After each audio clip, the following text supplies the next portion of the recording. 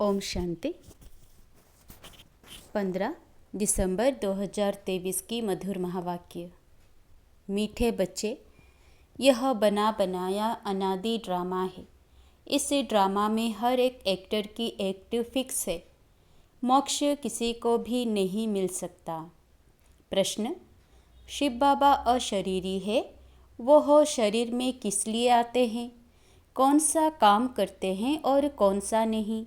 उत्तर: बाबा कहते, बच्चे, मैं इस शरीर में तुम्हें सिर्फ मुरली सुनाने आता हूँ।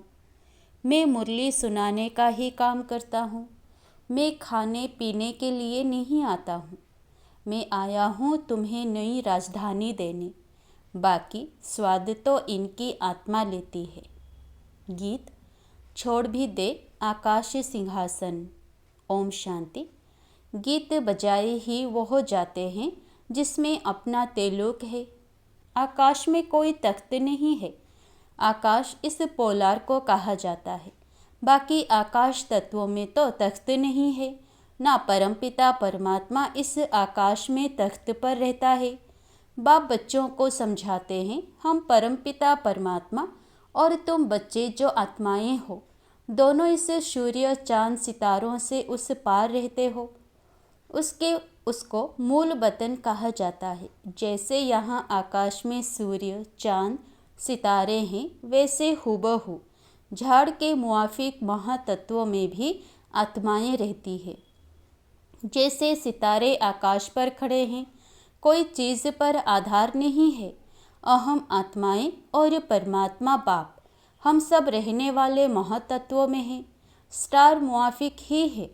ज्ञान सूर्य, ज्ञान चंद्रमा, ज्ञान सितारे। अब यह तो समझाया है, जब जब भीड़ पड़ती है, दुख होता है, तब आता हूँ। पुराने को नया बनाना है जरूर। पुराने में ही भीड़ होती है। कलयुग में है दुख की भीड़। स्वर्ग में तो सुख ही सुख है। फिर से मुझे आकर सहज ज्ञान और सहज राजयोग सिखलाना होता है। सब बुलाते हैं कि आओ। कृष्ण के लिए नहीं कहते कि सिंहासन छोड़कर आ जाओ। कृष्ण के लिए सिंहासन अक्षर शोभता नहीं। वह तो प्रिंस था ना। सिंहासन तब कहें जबकि राज गद्दी मिले। हाँ, छोटे बच्चे को बाप गोद में, बाप बाजू में बिठा सकते हैं। तो बाप समझाते हैं, आत्माएं मूल वतन में स्टार मुआफिक है। फिर वहाँ से नंबरवार आती रहती है। दिखाते हैं ना स्टार कैसे गिरते हैं। वहाँ से भी आत्माएं आकर सीधा गर्भ में जाती है। यह अच्छी रीति नोट करो। हर एक आत्मा को सतो रजो तमो से पास करना है। जैसे पहले लक्ष्मी नारायण आएंगे तो उनको सतो रजो अवस्था से पास होते, पुनर्जन्म लेते लेते फिर तमो प्रधान अवस्था को पाना ही है। हर एक का ऐसे है, वापस जा नहीं सकते। इब्राहिम बुद्ध आते हैं, उनको भी सतो रजो तमो से पास करना है। पुनर्जन्म लेना पड़ता है। द्वापर में धर्म स्थापक आते हैं, वहाँ से पुनर्जन्म शुरू होता है। फिर तमो प्रधान बनना है। अब उनकी सद्गति कौन करे? सद्गति दाता तो एक ही शिव है। कहते हैं सबकी सद्गति करने मुझे आना पड़ता है। मेरे जैसा काम और कोई कर नहीं सकता। मैं देवी देवता धर्म भी स्थापन करता हूँ। तुमको राजयोग सिखा रहा हूँ। गति और सद्गति दाता तो मैं हूँ। जब तुम प्योर बन जाते हो तो फिर मैं तुमको वापस ले जाता हूँ। तुम्हारी भी सद्गति करता हूँ। तुम्हारे साथ जो अनेक धर्म वाले हैं, उन धर्म स्थापकों सहित सबका उद्धार करता हूँ। तुमको ज्ञान से श्रृंगार कर स्वर्ग के मालिक लक्ष्मी अथवा नारायण को वरने लायक बनाता हूँ। फिर तुमको वापस ले जाता हूँ। सबको पहले मुक्तिधाम भेज देता हूँ। सबका सद्गति दाता भी हूँ। दूसरे धर्म स्थापक जो आते हैं, वह सद्गति नहीं करते। वह सिर्फ अपना धर्म स्थापन कर उनकी वृद्धि करने लग पड़ेंगे। अपने धर्म में पुनर्जन्म लेते सतो रजो तमो से पास करेंगे। अभी सब तमो प्रधान हैं। अब इनको पावन सतो प्रधान कौन बनाए? बाप खुद बैठ बच्चों को समझाते हैं। भगवान आकर सबकी सद्गति भी करते हैं। भारत को स्वर्ग भी बनाते हैं, जीवन मुक्ति के लिए राजयोग सिखाते हैं। इसलिए बाप की इतनी महिमा है।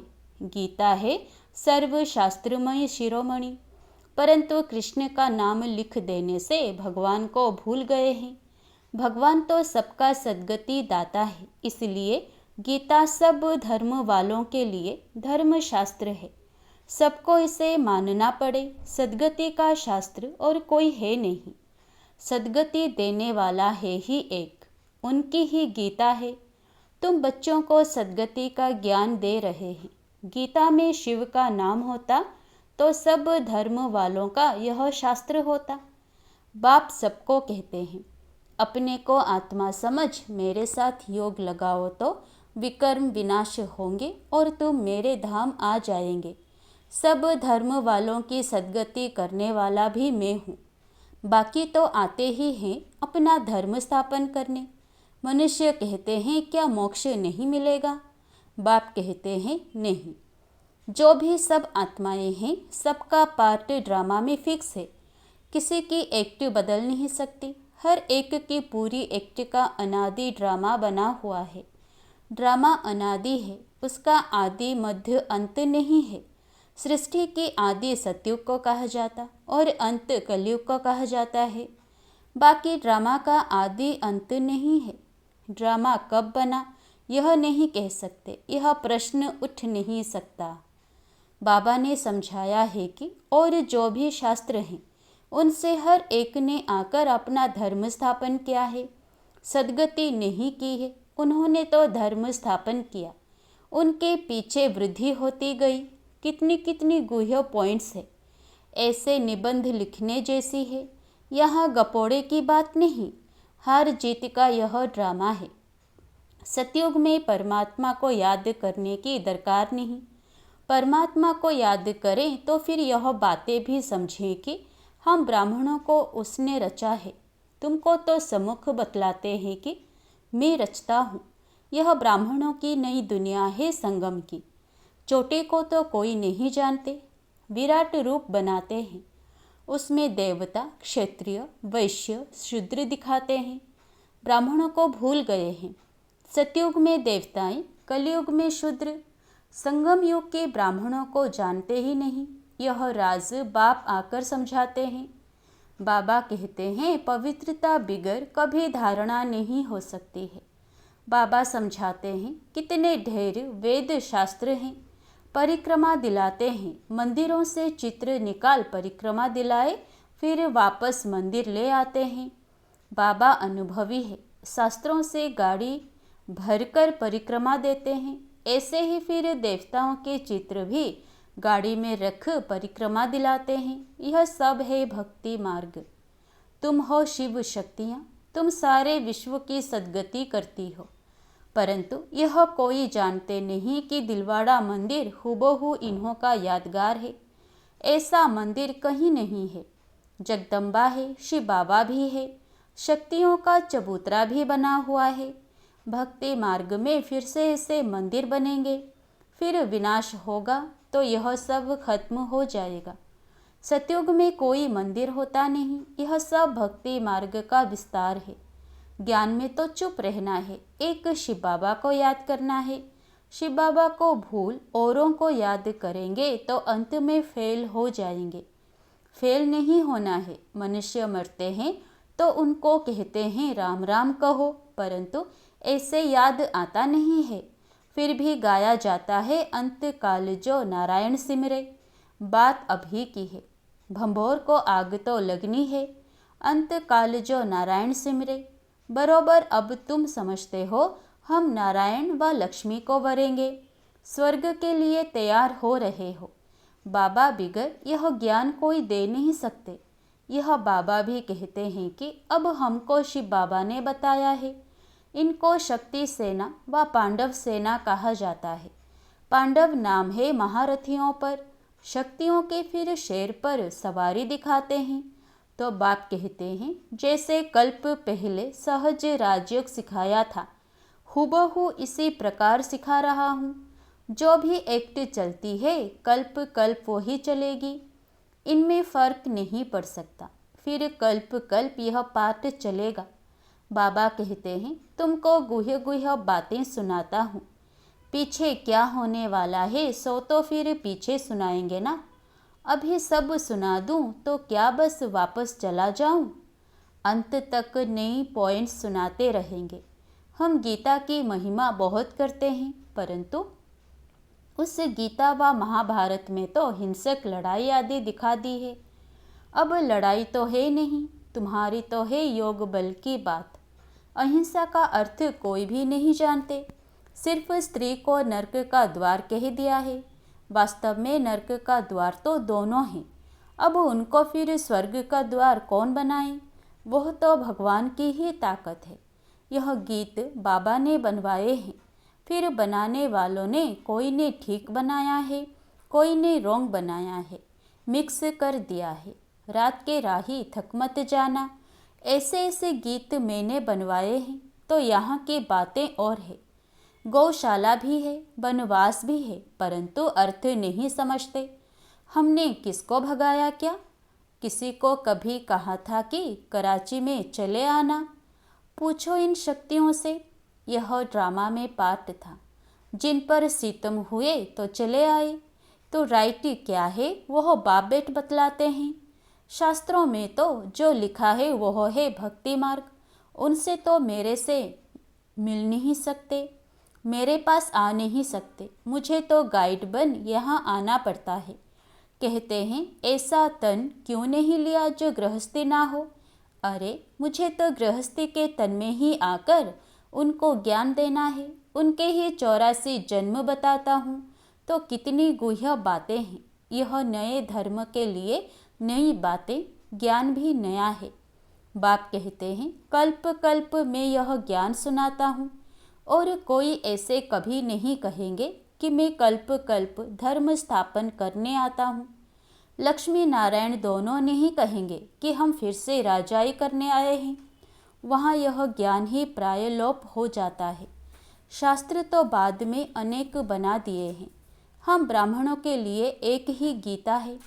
धर्म भी स्थापन करता हूँ और सद्गति भी सबकी करता हूँ।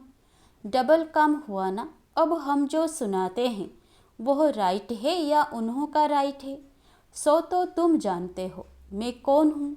मैं ट्रुथ हूँ।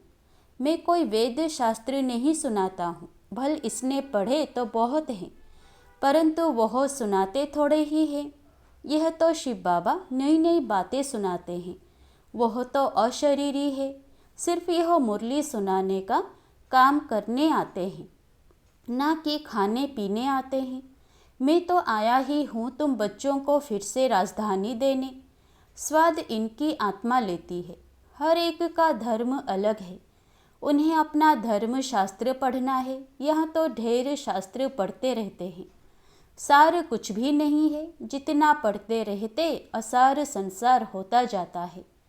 तमो प्रधान बनना ही है। पहले पहले सृष्टि में तुम आए हो। तुम ब्राह्मणों ने माता पिता से जन्म लिया है। उस तरफ है आसुरी कुटुंब, यहाँ है ईश्वरीय कुटुंब। फिर जाकर देवी गोद लेंगे, स्वर्ग के मालिक बनेंगे। माता पिता की मत पर चलेंगे तो स्वर्ग के सुख घनेरे मिलेंगे।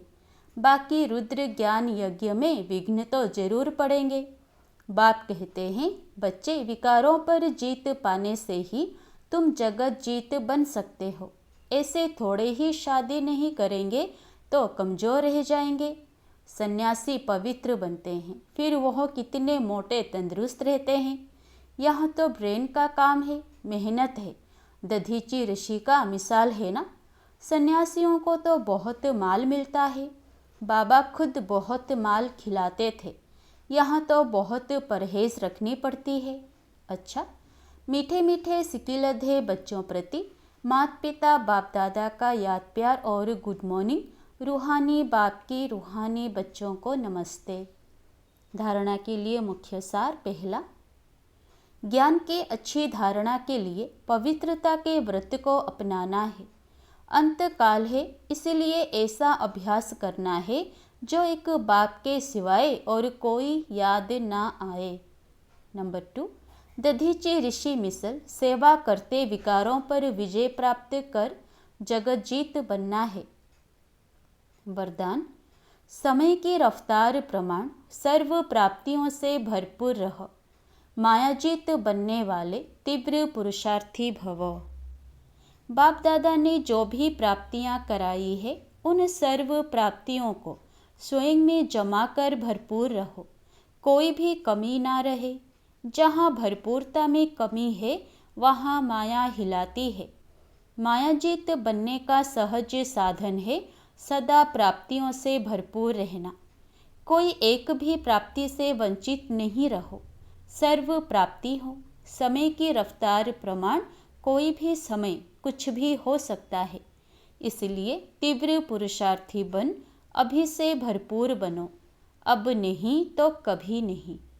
स्लोगन, सत्यता और निर्भयता की शक्ति साथ हो तो कोई भी कारण हिला नहीं सकता। अच्छा, ओम शांति।